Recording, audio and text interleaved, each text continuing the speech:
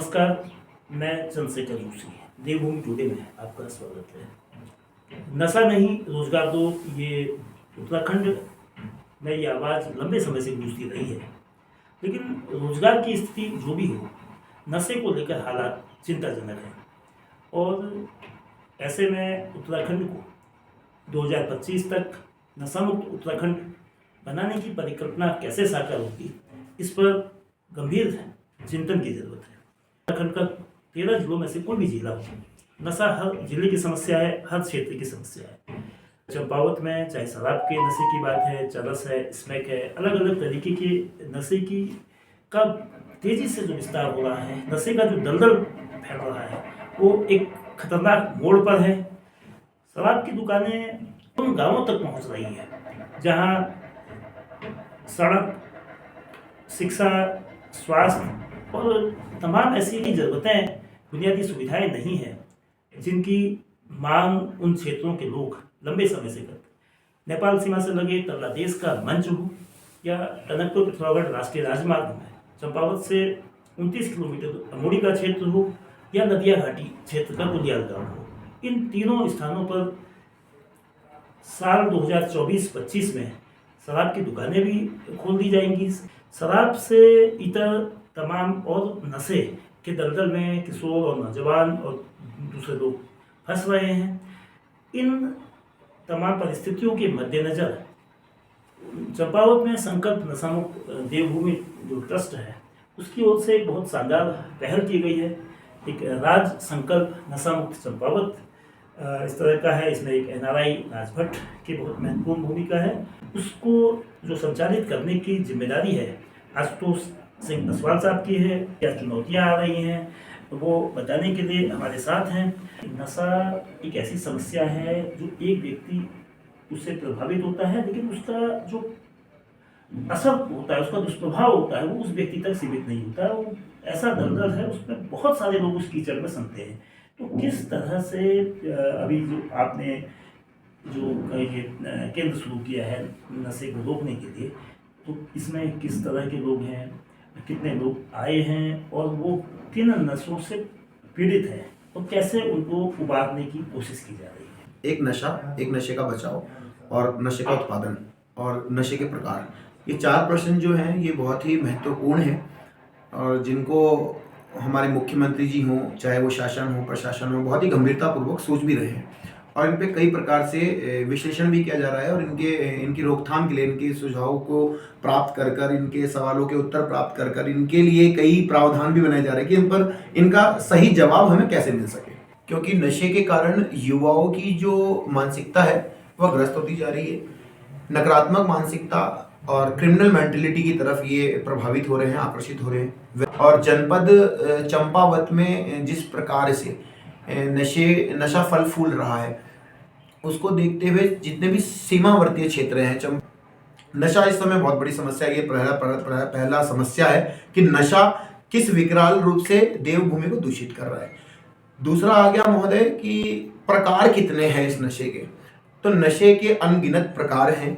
ऐसे ही नशे में भी नए नए आविष्कार रोज दिन प्रतिदिन ही हो रहे हैं। जैसे कि अभी देहरादून उत्तराखंड में अगर जो हम देखें तो देहरादून को कभी एजुकेशन हब कहा जाता था, परंतु आज के वर्तमान के समय में वो एक नशे का हब बन गया है, जिसमें भिन्न भिन्न प्रकार के, जैसे कि सुल्फा, गांजा, अफीम, ये तो हमने पहले भी सुनी है। इसमें ड्रग्स आ गई है, ब्राउन शुगर आ गई है, हेरोइन आ गई है, चिट्टा आ गया है, कोकेन आ गया है, अब तो मैथ जैसी एक हाईली ड्रग्स जो है वो भी आ गई हैं। बचाव कि नशे के बचाव किस प्रकार से किए जाएंगे, तो नशा मुक्त भारत अभियान में जो मुख्यमंत्री धामी जी ने अपनी एक विशेष भूमिका निभाई है, इस नशे को इतनी गंभीरता से लेते हुए नशा मुक्त उत्तराखंड 2025 की जो मुहिम उन्होंने चलाई है, मुख्य व्यक्तिगत रूप से हमें कार्य करना पड़ेगा, तब जाके हम 2025 में उत्तराखंड को क्या संपूर्ण देवभूमि को नशे की जंजीरों से मुक्त करा पाएंगे। जिसमें नशे के खिलाफ हम जो कार्यक्रम चला रहे हैं कि हमें अब इससे निजात कैसे मिले, युवाओं को निजात कैसे मिलेगा। तो संकल्प नशामुक्त देवभूमि ट्रस्ट चंपावत में जो प्रारंभ कर दी गई है, हमारे पे सारी सुविधाएं फुलफिल कर दी गई हैं। इसमें doctor treatment, doctor tie up, hospital tie up, counsellor और psychologist, ward boy and caring staff, ये सारी सुविधाएं जो आप लोगों के लिए, यहाँ के जनपद के लिए, जनपद में उपस्थित नशे से पीड़ित व्यक्ति, परिवार और सीमावर्ती क्षेत्रों में जितने भी हताहत हैं नशे की बीमारी से, उनको हम एक सुचारू रूप से एक अच्छा वातावरण, एक अच्छी सुख सुविधा प्राप्त करा सकें और उन्हें निजात दिला सकें नशे से। तो ये हमारी मुहिम रहेगी। भविष्य में हमने जो अवेयरनेस प्रोग्राम चंपावत के, चाहे स्कूल हो, डिग्री कॉलेज हो, यहाँ पे जो इलाज बच्चा ले, उस इलाज के बाद उनको वॉलंटियर स्टाफ कराया जाएगा और वे ही बच्चे यहाँ से निकलकर स्कूल्स में, कॉलेजेस में आप बीती बताकर, जैसे कि आपने कई चैनल्स में देखा होगा, एक इंस्पिरेशन जिनसे मिलती है वो आप बीती बताते हैं, तो लोगों ने अपना मेंटोर बना लेते हैं, काउंसलर बना लेते हैं, गुरुजी बना लेते हैं। वैसे ही नशे की बीमारी से बचने के लिए, लोगों को जागरूक करने के लिए वे व्यक्तियों का चयन करना होगा जो व्यक्ति इस समस्या से निकले हैं, जो इनकी समस्याओं को जिन्होंने फेस किया है, कि महत्वता समाज तक पहुंचा सके। इसके लिए हम इनको तैयार करेंगे ताकि ये बच्चे भविष्य में एज अ काउंसलर बने और इनका व्यवसाय भी तैयार हो सके। यहाँ से एजुकेशन के रूप में हम MSW और BSW स्टार्ट करेंगे भट्ट जी के माध्यम से ही, हमारे गुरुदेव हैं भट्ट जी।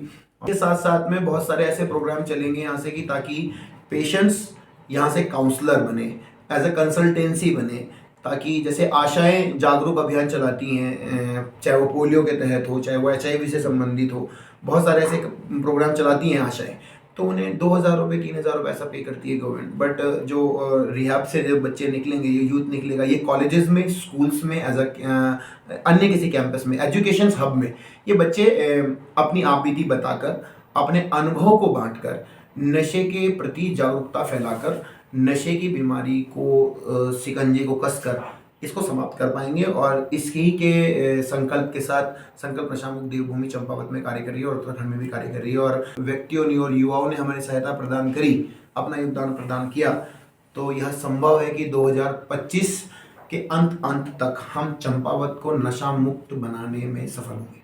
नशे की तीव्रता, नशे की गंभीरता और नशे के खतरे बहुत विस्तार से सरल भाषा में समझाए। तो जो संकल्प नशामुक्त देवभूमि ट्रस्ट की ओर से जो प्रयास हो रहे हैं, वो प्रयास इसलिए भी कामयाब होना जरूरी है क्योंकि चंपावत जिले में जो एक बहुत दूरस्थ जिला है और सीमांत जिला है, पहाड़ और मैदान से मिला हुआ जिला है, यहाँ नशे का जो प्रवाह है बहुत तीव्र है और नशे के कारोबार में जो अर्थ जोड़ा है वो भी बहुत भयावह है। 2021-22 में यहाँ शराब से ही 53 करोड़ रुपया मिलता था, जो 2024-25 यानी कि केवल 3 सालों में ये 75 करोड़ पहुँच गया, यानी कि 40% बढ़ोतरी इन 3 सालों में हुई है। लेकिन चरस, स्मैक और ये जो नए तरह से अवैध नशे तेजी से उभर रहे हैं, ये नए खतरे को पैदा कर रहे हैं।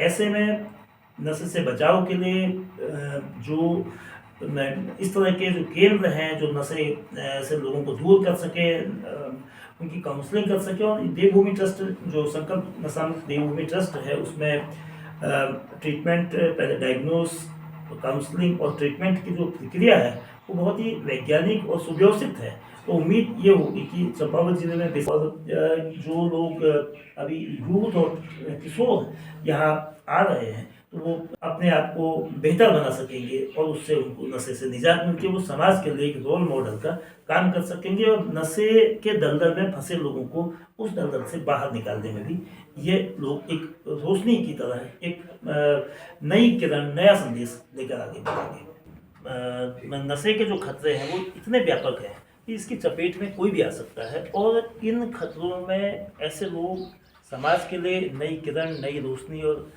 नई दिशा देने में बेहद महत्वपूर्ण होते हैं, जो पहले कभी इन्हीं कारणों से नशे के दलदल में फंसे हों और वे नशे से उबर गए हैं। तो हमारे साथ अभिषेक मथिला एक युवा हैं जो ये बताएंगे कि किस तरह से उन्होंने इस नशे पर जीत हासिल करी और आज वो नशे के खिलाफ लड़ाई में मॉडल भी हैं और संकल्प नशामुक्त देवभूमि ट्रस्ट के लिए वो सहयोग भी कर रहे हैं। तो आपका बहुत स्वागत है अभिषेक मथिला जी। तो किस तरह से आपने इस बड़े बाधा को पार किया और आज आप क्या महसूस कर रहे हैं तब और अब में? सर, अपने लाइफ एक्सपीरियंसेस से एक चीज़ तो मैं क्लियर करना चाहूँगा कि नशे की ये जो बीमारी है ना, ये बहुत ही चतुर, चालाक और मायावी बीमारी बोला जाता है इसको। तो शुरुआत में मुझे समझ नहीं आता था कि ये क्यों बोला जाता है। मैं छोड़ना नहीं चाहता था सर नशा, क्योंकि वो चीज़ ही ऐसी है जो आपको बहुत खुश और बहुत हैप्पी फील कराती है अंदर से। आपको लगता है आपके सारे दुख, आपकी सारी तकलीफ़ें ख़त्म हो गई हैं, लेकिन असल में वो आपकी सारी प्रॉब्लम्स को और ज़्यादा बढ़ाती है। जो भी दिक्कत समस्या है वो वैसी की वैसी रह जाती है, साथ ही और समस्याएं बढ़ जाती है। आर्थिक समस्याएं, अपने रिलेशन खराब होना, अपना जो है ट्रस्ट खो देता है इंसान। तो मेरे साथ भी ऐसी घटनाएं घटित हो रही थी और काफ़ी लंबे समय के बाद मुझे रियलाइजेशन पॉइंट जिसको बोलते हैं वो मेरी लाइफ में आया सर, कि ये चीज़ मेरे लिए गलत है। तो मैंने 3 रिहैब्स काटे हैं, लेकिन रिहैब्स मैंने ये चीज़ नोटिस की कि वो एक बिजनेस पर्पस के लिए है सर। लोग आ रहे हैं, अपना इलाज करवा रहे हैं, इसका मतलब बस वो अंदर नशे से दूर है, इलाज जहाँ मैंने देखा। बट असल में ये चीज़ होती है कि उनको मोटिवेट करना पड़ता है, जागरूक करना पड़ता है कि क्यों क्यों आपके लिए नशा छोड़ना ज़रूरी है, कैसे आप नशा छोड़ेंगे, क्या क्या स्टेप्स, क्या क्या रूटीन आपको दिन में अपने डेली लाइफ में बनाना पड़ेगा, जिसकी वजह से आप एक सक्सेसफुली क्लीन लाइफ जी सकेंगे। बट उन 3 ट्रीटमेंट में सक्सेसफुल इसलिए नहीं रह पाया क्योंकि एक लैक ऑफ अवेयरनेस जिसको बोलते हैं। हमें बस बता दिया गया ये है, ये है, कैसे और क्या, और हमारे पास एग्जाम्पल्स नहीं थे।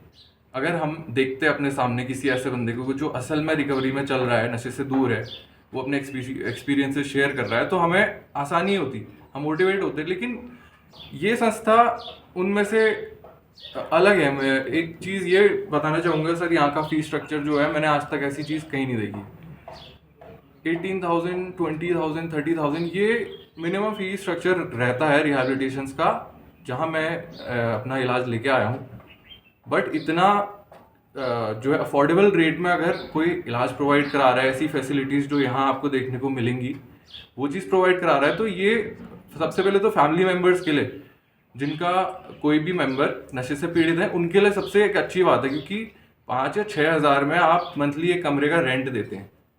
उसमें अगर आपको खाने पीने से लेकर के सारी फैसिलिटीज, साथ में एक प्रॉपर एजुकेशन अगर मिल रही है, तो इससे बेटर ऑप्शन कोई नहीं है।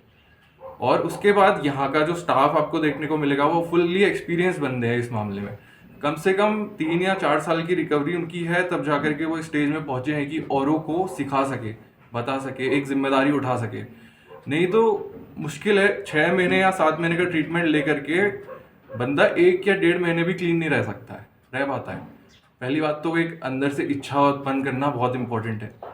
अगर वो चीज़ लोग कर रहे हैं तो उनसे सीखना और साथ ही साथ उस चीज़ में सहयोग देना, क्योंकि इस दिशा में ना बहुत कम लोग हैं जो एफर्ट्स डाल रहे हैं।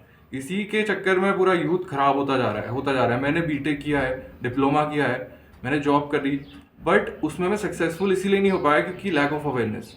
साथ ही साथ खुश होने के गलत तरीके हम ढूंढ रहे थे। मेहनत करने में अगर हमें सही एजुकेशन, सही चीज़ बताई जाए तो क्या पता एक बार को हम खुद उसको अप्लाई करें। बट जैसा देखते हैं वैसा करते हैं, और मैक्सिमम यूथ खराब है तो खराब ही चीज़ें देखने को मिलती है। बट भाई हमारे जो गुरुजी हैं, इनके साथ संपर्क में आकर के, अपने स्टाफ के साथ संपर्क में आकर के मेरे को कई चीज़ एक्सपीरियंस करने को मिली, सुनने को, समझने को मिली। साथ ही साथ अपने एफर्ट्स देने का भी एक इच्छा मेरे अंदर से डेवलप हुई, क्योंकि ये बहुत ज़रूरी है। हम जैसे लोग नहीं करेंगे तो सर कोई ये काम नहीं करेगा। हमारा पूरा ट्रीटमेंट फैसिलिटी है सर।